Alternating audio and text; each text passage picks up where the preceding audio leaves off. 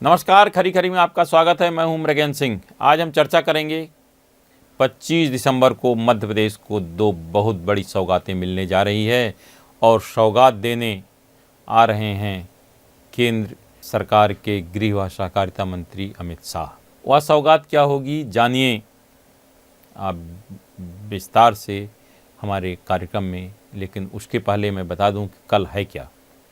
कल देश के पूर्व प्रधानमंत्री स्वर्गीय अटल बिहारी वाजपेयी जी की 101वीं जयंती है। सबको मालूम है अटल जी ग्वालियर में जन्मे, वहीं पले बढ़े और देश के शिखर पर पहुँचे।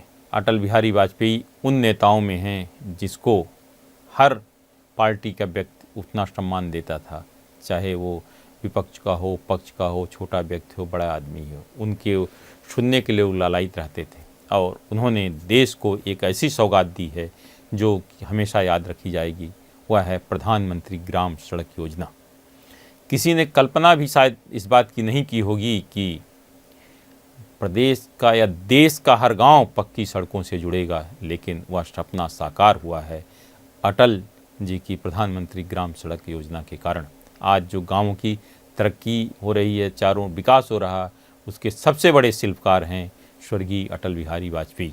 कल 101वीं जयंती है। उस दिन मध्य प्रदेश सरकार द्वारा 2 लाख करोड़ से अधिक की परियोजनाओं को सौगात दी जाएगी। मतलब ये औद्योगिक परियोजनाएं हैं जो मूर्त रूप देने जा रहे हैं, जिससे मध्य प्रदेश के विकास को पंख लगेंगे और जो परियोजनाएं में होंगी उससे लाखों लोगों को रोजगार मिलेगा। निश्चित रूप से मध्य प्रदेश के लिए बड़ी सौगात है। ग्वालियर से हो रही, ग्वालियर में इसलिए हो रही कि ग्वालियर स्वर्गीय अटल बिहारी वाजपेयी जी का जन्म स्थान है और वहीं कल देश के गृह सहकारिता मंत्री अमित शाह को परियोजनाओं को की सौगात देंगे। वो आज शाम ही ग्वालियर पहुंच चुके हैं। वहां नेताओं से बातचीत करेंगे, वरिष्ठ नेताओं से, और कल सौगात देंगे। इसमें बहुत सारी ऐसी औद्योगिक इकाइयाँ हैं जिनका लंबे समय से लोगों को इंतजार था। मुझे लगता है देश में पहली बार ऐसा हो रहा हो कि 2 लाख से अधिक परियोजनाओं की एक साथ स्वीकृति दी जा रही है। अब इसकी यात्रा के संबंध में, मतलब केंद्रीय गृह और सहकारिता मंत्री अमित शाह की यात्रा के संबंध में मध्य प्रदेश के मुख्यमंत्री डॉक्टर मोहन यादव ने क्या कहा, जरा वो भी सुनिए। और कल क्या क्या करेंगे देश के गृह मंत्री। लगभग 2 लाख करोड़ के एक साथ भूमि पूजन लोकार्पण के काम देश में पहली बार मध्य प्रदेश में माननीय यशस्वी गृह मंत्री के माध्यम से कल अटल जी की जयंती को सार्थक करने का हमने निर्णय किया है।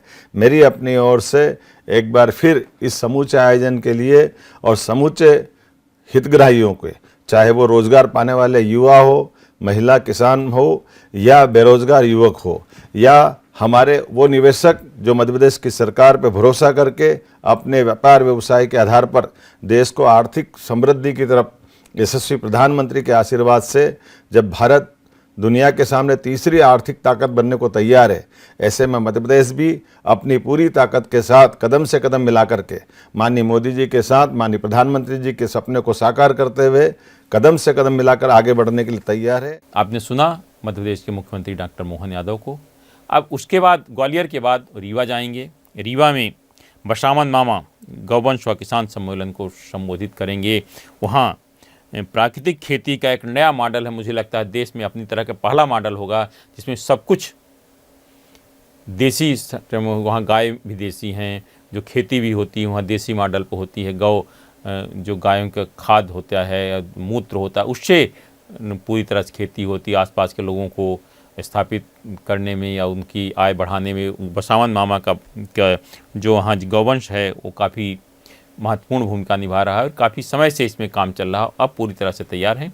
निश्चित रूप से मध्य प्रदेश के उप मुख्यमंत्री राजेंद्र शुक्ला ने इसका जो देखा था सपना वो अब साकार होने जा रहा है, क्योंकि जिस तरह से उन्होंने बसावन मामा को लेकर लगातार तैयारी कर रहे थे, उसमें जुड़े हुए थे।